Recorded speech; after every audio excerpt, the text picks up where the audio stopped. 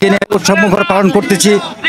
আমাদের স্বৈরাচার ফ্যাসিস্ট শেখ হাসিনা আজকে অন্যায় করেছে, আমার নেত্রী বেগম খালেদা জিয়াকে ঘরছাড়া করেছেন, এবং সে আজকে তার অবস্থা দেখেন যে আল্লাহ তাআলা তাকে কোন জায়গার মধ্যে তাকে বাংলাদেশ ছেড়ে সেই গাজিরাবাদে নিয়ে ফেলে তাকে তার কর্মের ফলের জন্য তার যে সমস্ত খুন খারাপি এবং হত্যা লুট আয়নাঘর সহ যে কাজগুলো করেছেন এই বাংলাদেশের মানুষ তা দেখেছে। এবং আমার মনে হয় বাংলাদেশের মানুষের স্মৃতিতে যতদিন পর্যন্ত এই ফ্যাসিস্ট এই শেখ হাসিনার কথা স্মরণ করবে ততদিন পর্যন্ত তাকে ঘৃণার চোখে দেখবে মানুষ। আজকে আমরা এই বিজয়ের দিনে দীর্ঘদিন পরে আমাদের বিএনপির নেতাকর্মীরা যে আজকে যে আমাদের এই জাতীয় স্মৃতিসৌধে এসেছেন খুব উৎফুল্লভাবে, আমারও ভালো লাগতেছে।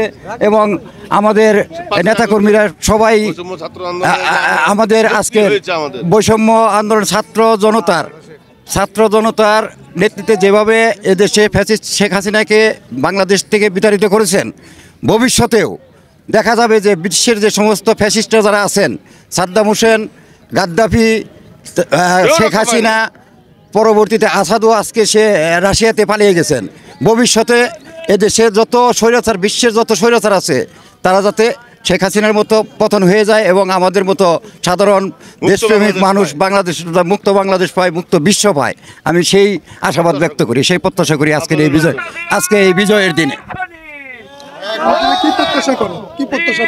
আমরা বাংলাদেশকে নতুন করে খালেদা জিয়া তারেক রহমানের নেতৃত্বে এই দেশ সুন্দর একটা উপহার দিতে চাই।